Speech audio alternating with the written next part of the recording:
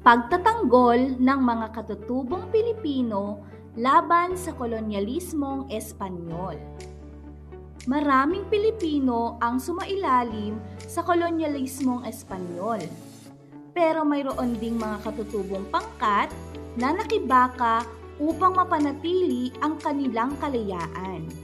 Kabilang narito ay ang mga katutubong Muslim sa Mindanao. Ngayon, talakayin natin ang mga dahilan ng pag-aalsa ng mga Pilipino. Ang unang pag-aalsa ay ang pag-aalsa ni Maniago noong 1660 hanggang 1661. Siya ay namuno sa pag-aalsa ng mga magsasaka sa Pampanga dahil sa sapilitang paggawa ng mga barko. Pag-aalsa ni Almasan noong 1661. Ang pag-aalsang agraryo sa Ilocos noong 1661 ay pinangunahan ni Pedro Almasan, isang lokal na reader. Ang mga magsasaka sa lalawigang ito ay naghimagsik laban sa sapilitang paggawa at mataas na pagbabayad ng buwis.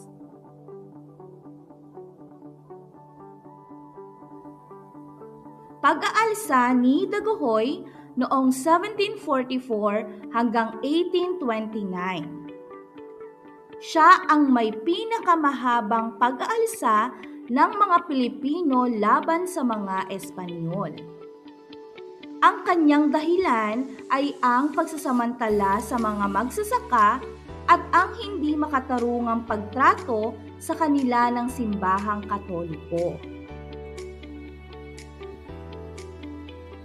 Ang mitsa ng pag-aalsa ay ang pagtanggi ng isang pari na ilibing ang kanyang kapatid na si Sagarino.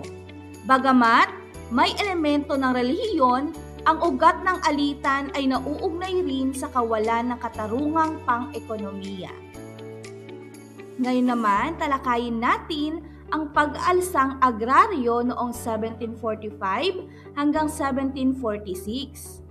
Sila ang mga magsasaka. Ang mga katutubong may-ari ng lupa ay nag-alsa laban sa pangangamkam sa kanilang lupa ng mga paring Espanyol. At ang panghuli ay ang pag-aalsa ng Cofradia de San Jose noong 1841.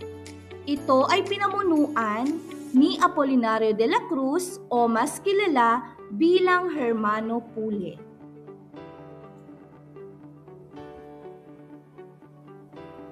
Dahilan sa pag-aalsa ay hindi siya tinanggap maging pare ng mga reliyosong orden.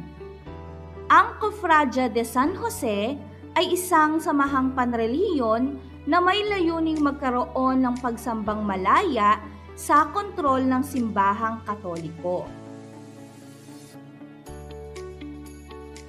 Layuning magkaroon ng pagsambang malaya sa kontrol ng simbahang Katoliko at ipaglaban ang samahan ng kaparatang magdaos ng mga ritual at seremonyang panrelihiyon nang hindi dinidiktahan ng mga Espanyol.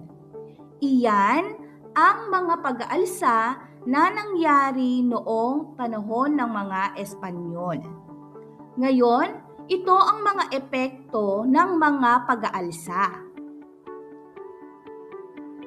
Ang mga pag-aalsa ay nagsilbing inspirasyon para sa mga sumunod na henerasyon ng mga Pilipino na maghangad ng kalayaan.